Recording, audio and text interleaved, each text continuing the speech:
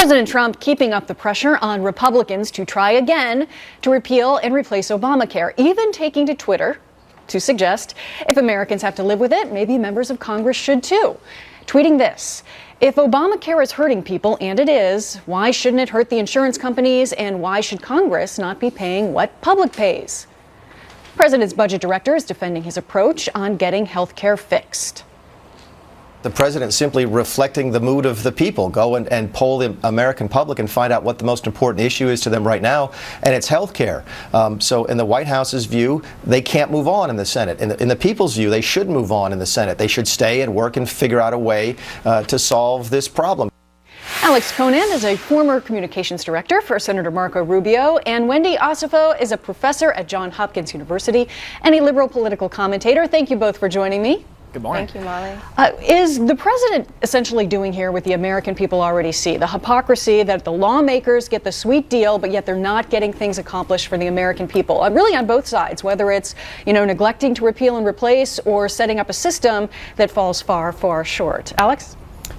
Well, he's absolutely right. I mean, I think Congress's approval ratings are even lower than the president's approval ratings these days, in part because Republicans have promised that they would fix America's healthcare system, and so far they haven't done that. And as a result, we see the markets failing all over the country. And there's a lot of reasons for that, but one of those reasons is that there's all this uncertainty about the future of Obamacare. So I think to the extent that the White House can work with Republicans and, in fact, work with Democrats and come up with a bipartisan solution to bring stability to the marketplaces, that will help consumers around the country, which is really what everyone's goal is. And that's what the president's, I think, talking about in those tweets. I mean, what do you think, Wendy? Senator Schumer has said now it's time to sit down. He suggested Republicans sit down and trade ideas with Democrats at this point. I mean, is that the way forward? Washington's been pretty tough as far as reaching across the aisle in these recent years.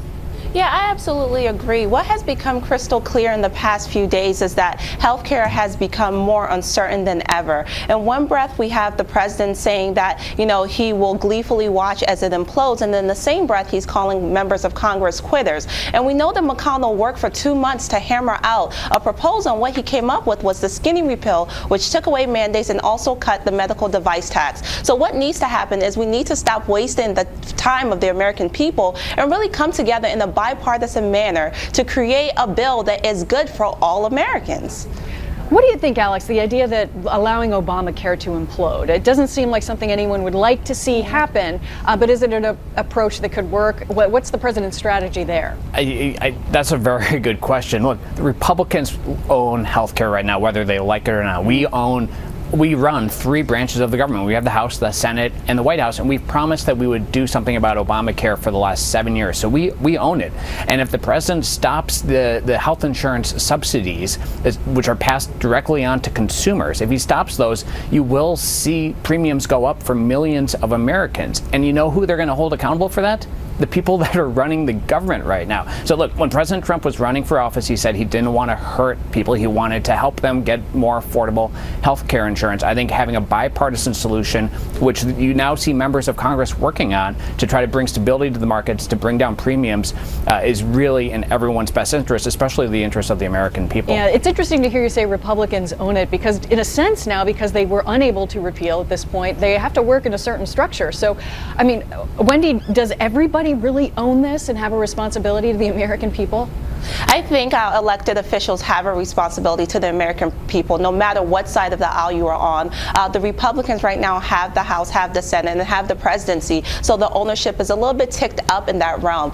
The American people don't need to feel like they're watching the Hunger Games that made the odds forever be in their favor when it comes to their health care. That's not what we're doing here. We need to make sure that everyone has affordable health care, and the way to do that is to work together in a bipartisan manner and reach across the aisle. No, it'll be interesting to see if that will be possible. The president also threatening to end bailouts for insurance companies. Now, this has been interpreted as a move to cut subsidies to health insurance plans that are really used by millions of people, a lot of them low income.